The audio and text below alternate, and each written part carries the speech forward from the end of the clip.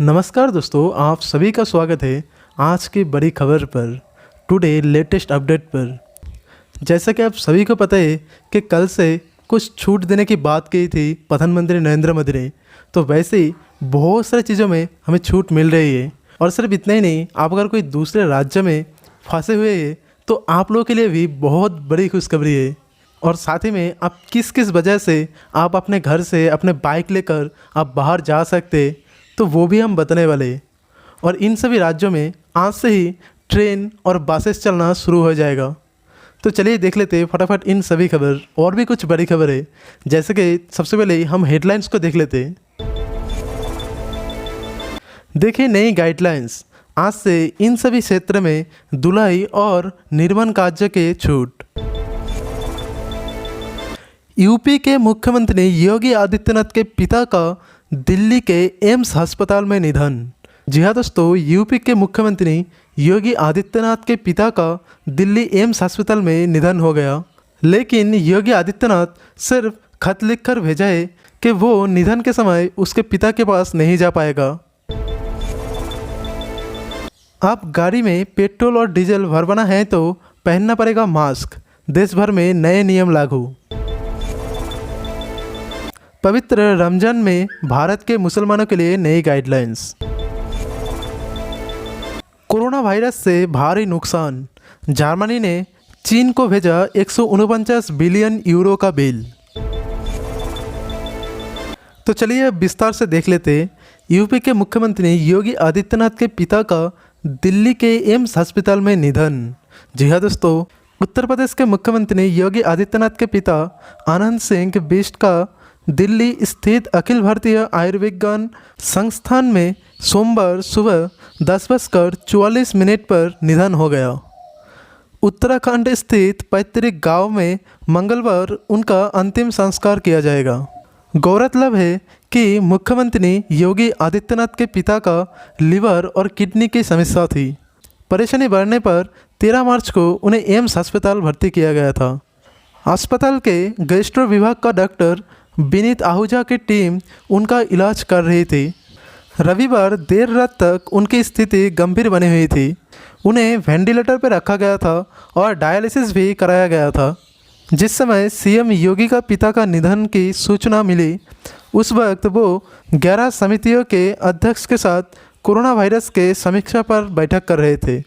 सूचना मिलने के बाद भी करीब आधे घंटे तक वो बैठक कर रहे थे।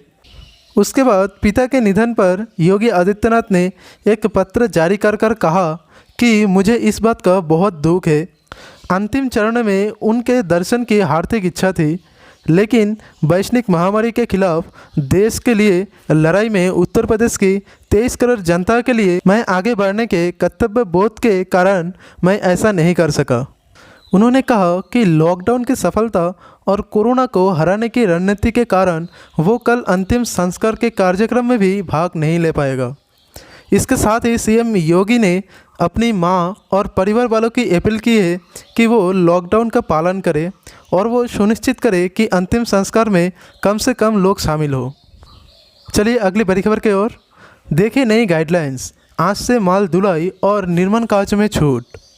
गृह मंत्रालय ने सोमवार से दी जाने वाली रियायती पर जारी अपने आदेश में कहा कि लोगों की वास्तविक परिस्थितियों का आकलन करने के बाद ही उन्हें लॉकडाउन के दौरान छूट दी जाएगी।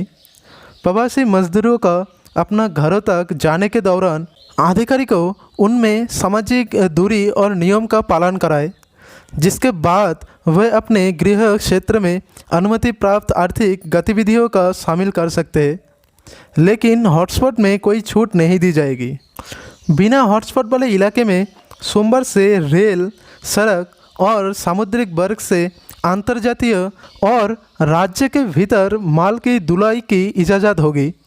इसके अलावा वाहनों में 2 ड्राइवर और 1 हेल्पर होनी चाहिए। वस्तुओं की आपूर्ति के लिए खाली वाहनों को मंजूरी दी गई है। यानी अगर आपका इलाका हॉटस्पॉट इलाके में नहीं पड़ते तो कल से ही रेल, सड़क और सामुद्रिक मार्ग से कोई भी सामान वगैरह आप ले जा सकते हैं या फिर ले आ सकते हैं।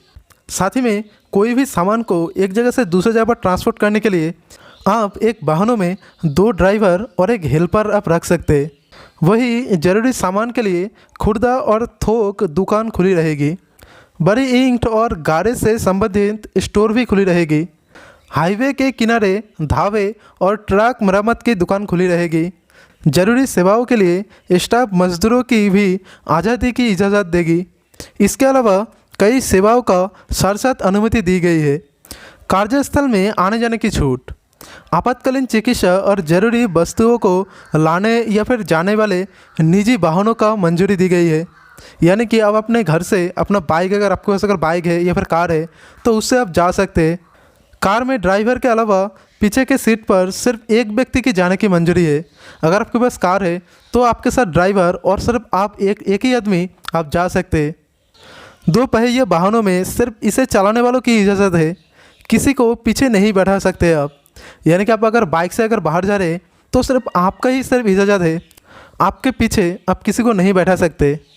कैब सेवाओं पर रोक 3 मई तक जारी रहेगी। अगर कैब सर्विस अगर बुक करना चाहते हैं तो वो आप नहीं मिलेगा, वो आपको 3 मई के बाद ही मिलेगा। साथ ही में दफ्तर पर आने जाने के लिए भी छूट मिलेगी। शिक्षण, प्रशिक्षण और कोचिंग समेत सभी शिक्षक सेवाओं के लिए ऑनलाइन गतिविधियों को चलाने की इजाज़त है। मनरेगा कार्य, सिंचाई और जल संरक्षण को प्राथमिकता दी गई है। कामगार को फेस मास्क इस्तेमाल करना होगा और सामाजिक दूरी का भी पालन करना होगा।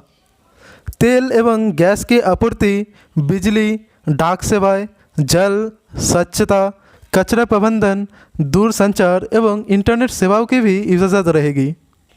साथ ही में अस्पताल, नर्सिंग होम, टेलीमेडिसिन की सुविधाएं, दवाओं और चिकित्सा के उपकरण को दुकान भी खुली रहेगी। डॉक्टर समेत सभी चिकित्सा कर्मियों, वैज्ञानिकों, nurse, paramedical staff, lab technician की भी इजाज़त रहेगी। अगर प्रवासी मजदूरों का कोई समूह अपना काम की जगह लौटना चाहते हैं तो जांच के बाद ही उन्हें काम की जगह से उनके घर पहुंचाया जाएगा। बस से यात्रा के दौरान सामाजिक दूरी का पालन करना ज़रूरी है। इसका मतलब साफ है कि अभी बस भी चालू रहेगी, तो आप बस से आप इन सभी सामान के लिए आप बाहर जा सकते हैं या फिर अपना वाहन का इस्तेमाल कर सकते हैं। तो अगली बड़ी खबर, आप गाड़ी में पेट्रोल डीजल भरवाना है तो पहनना पड़ेगा फेस मास्क। देश भर में नए नियम लागू। कोरोना वायरस महामारी के मद्देनजर रखते हुए पेट्रोल पंप पर कर्मचारियों के साथ में सुरक्षा भी सुनिश्चित करने के लिए all India petroleum dealers association ने देश भर में उन ग्राहकों को ईंधन नहीं बेचने का फैसला लिया है जो बिना फेस मास्क पहनकर पेट्रोल पंप पर आएंगे। यानी कि अब से अगर आप पेट्रोल पंप पर अगर पेट्रोल लेने जाते हैं तो आपको फेस मास्क पहनना बहुत ही ज़रूरी है। आप सबसे पहले ज़रूर फेस मास्क पहनिएगा। जैसे हेलमेट ज़रूरी है वैसे फेस मास्क भी ज़रूरी कर दिया है पेट्रोल पंप पर। तो अगली बड़ी खबर, रमजान में भारत के मुसलमानों के लिए नए गाइडलाइंस जारी। सऊदी अरब की सबसे शीर्ष धार्मिक परिषद ने दुनिया भर के मुसलमानों से रमजान के पवित्र महीने के दौरान मस्जिदों में जाकर नमाज ना पढ़ने की अपील की है ताकि कोरोना वायरस के प्रसार पर अंकुश लगाया जा सके। वरिष्ठ विद्वानों के परिषद ने कहा कि मुसलमानों को सभाओं से बचना चाहिए। तो आप सभी ज़रूर ख्याल रखिएगा कि इस पवित्र रमज़ान के महीने पर आप कहीं पर भी आप बाहर मस्जिद में जाकर आप नमाज ना पढ़िएगा, अपने घर में ही आप अपना नमाज पढ़िएगा। चलिए अगली बड़ी खबर, कोरोना वायरस से भारी नुकसान।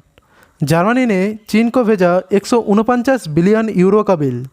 कोरोना वायरस महामारी स्वास्थ्य संकट के साथ ही अब वैश्विक गतिविधियों की वजह बनने जा रही है। दुनिया के तमाम देश वायरस के पीछे चीन को साजिश बता रहा है। अमेरिका ने खुलेआम तो धमकी भी दे डाली है और अब जर्मनी ने भी चीन के ऊपर भारी भरकम हर्जाना भी मांग लिया गया है। यानी कोरोना के जनक माने जाने वाले चीन के पीछे पूरी दुनिया पड़ गई है। अमेरिका के अलावा कई यूरोपीय देश की तरह जर्मनी भी चीन को ही कोरोना वायरस फैलने के लिए जिम्मेदार मान रहा है। जर्मनी में अब तक करीब 1.5 लाख कोरोना केस आ चुके हैं और यह 4500 से ज़्यादा लोगों की मौत भी हो चुकी है। कोरोना प्रभावित देशों में अमेरिका, इटली, स्पेन और फ्रांस के बाद जर्मनी 5वें नंबर पर आते हैं। यानी जर्मनी में भी कोरोना का भारी भरकम तबाही मचाई हुई है। इस तबाही के गुस्से पर जर्मनी ने चीन से हिसाब चुकाने के लिए कहा है और इसी गुस्से के दौरान जर्मनी से 149 बिलियन यूरो का मांग किया है। सो चलिए आज का खबर यही तक था। सो चलिए मिलते हैं किसी और नए किसी वीडियो में। सो तब तक के लिए जय हिंद।